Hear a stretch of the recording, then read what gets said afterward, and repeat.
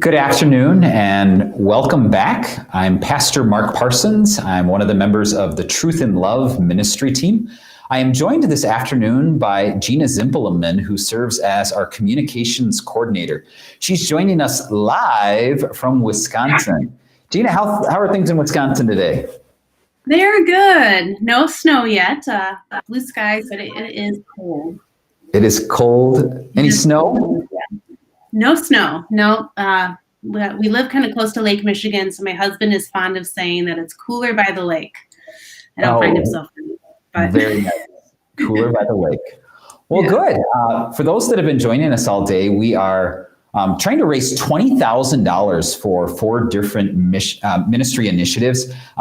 At this hour, we have raised $14,514. So thank you to the generosity of all of the donors, those that have contributed in the past, those that are first-time donors today. You're all helping make this possible.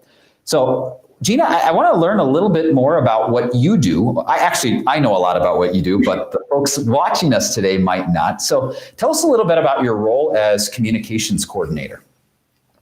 Yeah, so what that means is that I get to handle a lot of the digital communications that go out both to our Christian supporters on the Truth and Love ministry side, as well as those we meet on the Be Perfect side that we've been talking about today.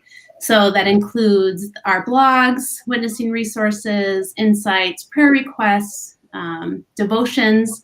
Casey was mentioning the Wrecked and Redeemed devotion series that you're writing. We share that not only on social media, but also through email. Just different ways for people to consume that content. So I get to take everything that everyone else creates and put it together to send out to our... And you do a great job. You take black and white words on a page and make them look beautiful for us. So thank you for all that you do. You're welcome. How many people are on those email lists that you send out to weekly? Oh, it has just exploded in the last year. We have close to 10,000 on the Christian side, and the Be Perfect side has we went from 0 last year to in the thousands now. And so we're reaching a lot of people across the world. And that is just what's so fun for me, is just to see how these gospel seeds and these witnessing resources are reaching across the globe to different souls. Yeah.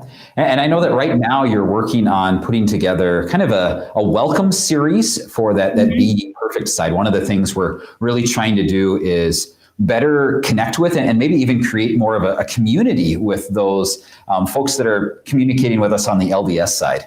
What's that going to look like? Yeah, so as most people are probably familiar with, when you come into a ministry or something new, right? You wanna know what it is that they have to offer. You usually start to receive emails from them, and so we want them to know right away who we are and what we're going to share with them, and then we also want to get to know them. Like you said, we want to build those relationships, and so give them opportunities to share their hearts, share maybe what burdens they're holding on to. What questions they might have, give them a safe place that they can ask those questions and just kind of unload some of those things. And you sit in kind of a unique chair in our ministry, in that you're often the first person that gets to interact with people both on the Christian and on the LDS side. Can you share with us just some stories that maybe have touched you personally over the years, or even recently, of either Christians or Mormons that have been impacted? Yeah, that is one of my favorite things probably about what I do, is hearing these stories of redemption and the absolute joy that these individuals have in knowing that Jesus has completely paid for their sins. So we have a prayer ministry that where we send prayer requests out for Christians who are on the front lines witnessing, and often that's where we'll hear some really unique stories. I remember one woman telling me that she had been so overwhelmed by this burden of doing, just not doing enough, And she said when something wasn't going right in her life, it was because she wasn't doing enough. She wasn't tithing enough. She wasn't going to church enough. She wasn't going to the temple. And she said, I had to do so many things just to be worthy of God's love. And it wasn't until an ex-Mormon couple invited her and her husband to come to church with them that she saw the difference. And she said it was like scales falling off of her eyes. She heard the biblical gospel preached for the first time, and she just couldn't believe it. She said kind of a mantra in her house growing up was, you might not get to be with Jesus if you don't do the right things. Oh, no. And she said when she heard this message of true grace, it was like a light bulb went on. And she said, I couldn't believe I never realized how wrong that was.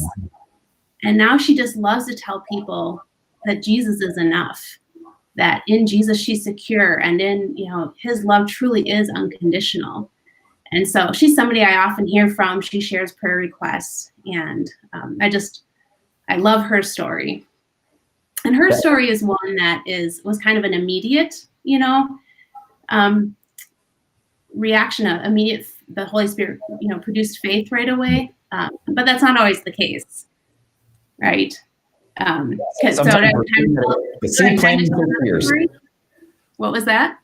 I said sometimes we're planting seeds that we're not going to see growth from for years and years. Yeah, and I think Pastor Mark maybe referred to that, the other Mark earlier. But yeah, we don't always see those immediate results, but God tells us it's not a wasted effort. And there was one woman named Ruth that I got to talk to, and she said her story was different. She came to faith when she was 35, okay, but it didn't happen right away. She grew up in the Mormon church. Her whole family was Mormon. She could trace her genealogy back to the founding members of the church. But she said when she was 14 or 15, she was babysitting for a Christian family, and they invited her to come to church with them just one time to hear their daughter sing, the little girl she was babysitting. And so she went with them. And she said she left that service feeling like everyone there was so warm and loving and kind, and that just really stuck with her. But it didn't change anything in her faith life. She went on living her good life. But about 20 years later, she was married, she had kids. She just really started feeling the burdens of Mormonism.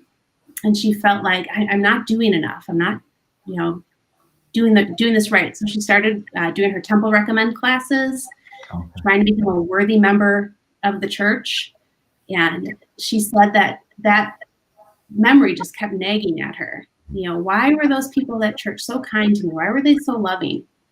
And so she went back to that church, and she said she wrote everything down that the pastor was telling her in the sermon, and she went home and she checked it all in her Bible, and she found this message of free and full forgiveness. And she said that God took that tiny little seed he planted 20 years ago and used it to bring her to faith. And so I love that story. I love it. Yeah, that's incredible. Yeah, doesn't that just emphasize to us that even on this day, we can all do something? We may not feel like we are properly trained to have the exact right words to get into a deep theological discussion with someone, but all of us can say, come with me, come to my church for Christmas, come to my kids' Christmas program. We can all do that. And the Holy Spirit's going to work through those opportunities. Awesome. Yeah. I love that. Yeah. Oh, no, just what you were saying. She shared, that's what she said to me was, just love people, care about their salvation, care about their souls. And she goes, that means something, when you just speak the truth in love. Yeah. Yeah. You mentioned Truth in Love's prayer ministry. Is there anything specific that you would encourage folks to pray about for our ministry as a whole right now? And anything that is just on your heart and mind as we're going into the Christmas season or the new year that you would say, go to our good God in prayer for us? Yeah, I think like everyone is experiencing these different times right now, we really have this kind of unique opportunity to reach reach souls through the internet, through social media, through our email list, through our website. And so we're not able right now to be out on the streets at the door talking to people, but we have an opportunity now to reach people in a different way. And so just pray that God continues to bless those gospel seeds that are being virtually sent out. Yeah. Awesome. Thank you so much. Well, enjoy the rest of the afternoon in at least sunny Wisconsin, maybe not warm. And thank you for sharing. Thanks for all the work that you do, making sure that all of the things that are produced here get out to both of our audiences. For those that are still interested in sharing financial resources with us this afternoon, you can give at tilm.org/share, or you can call in to the ladies at the office here at 855-770-3700. Or finally, if you'd like to text in a gift, just text the gift amount to 208-606-3903. Probably the easiest way, though, is go to tilm.org/share. Have a great afternoon. We'll see you again at the top of the hour, and then again from 6 to 7 p.m. Mountain for a full hour of interviews. Thanks so much. Have a great day. Bye.